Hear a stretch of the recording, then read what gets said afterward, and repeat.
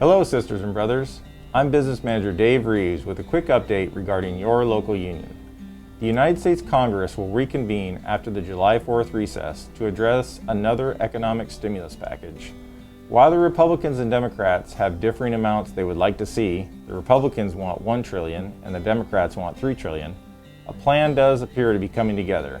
We've heard that Congress will pass something in the range of $2 trillion for the CARES package that may include an infrastructure piece.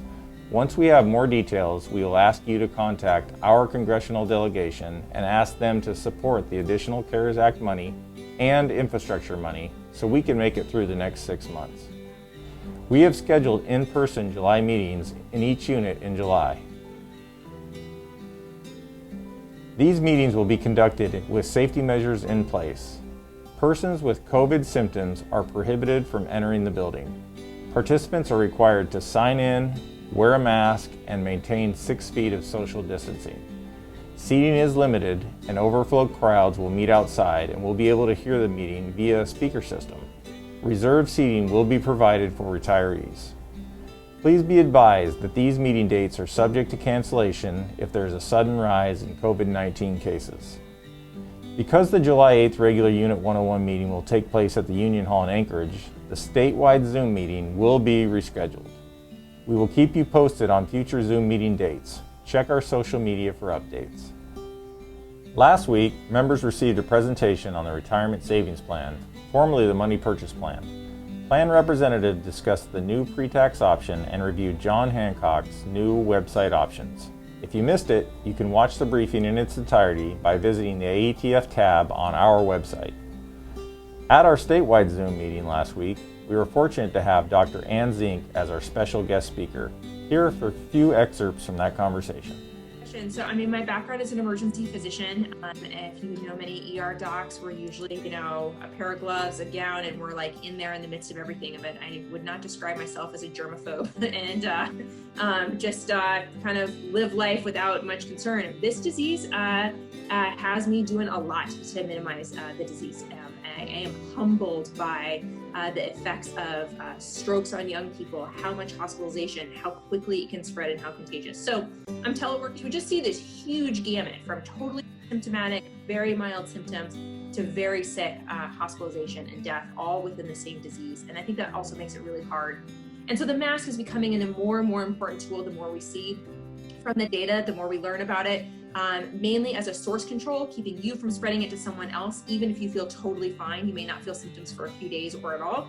But we're even seeing just a well-woven cloth face mask that's well-fitted as an important tool for protection as well. So the more we learn about it, the more we're realizing that that is a really important tool, and the more we're encouraging it, people.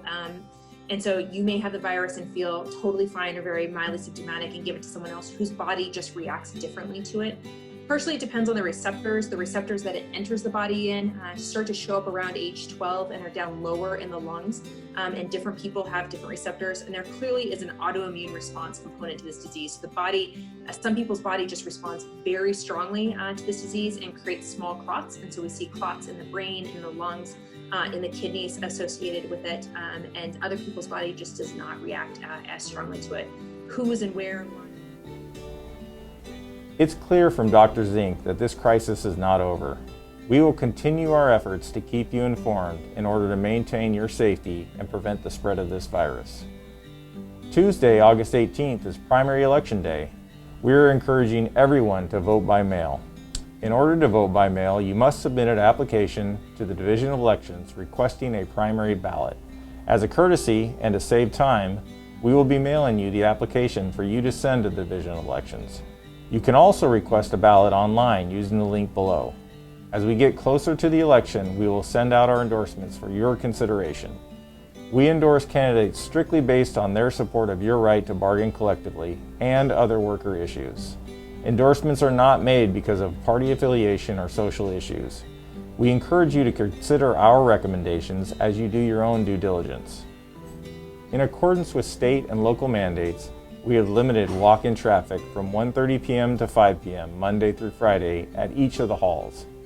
Visitors must sign in, wear a mask, and practice 6 feet of social distancing. Your staff continues to work normal business hours and are always available by phone or email. As many of you know, there has been a spike in COVID cases in the lower 48 and here in Alaska. We must all take action to prevent the spread of this virus. Please be sure to wash your hands, avoid people who are sick, practice social distancing, and wear a mask. If you are feeling seriously ill, call your medical provider as soon as possible to help you to determine if you should go to the emergency room.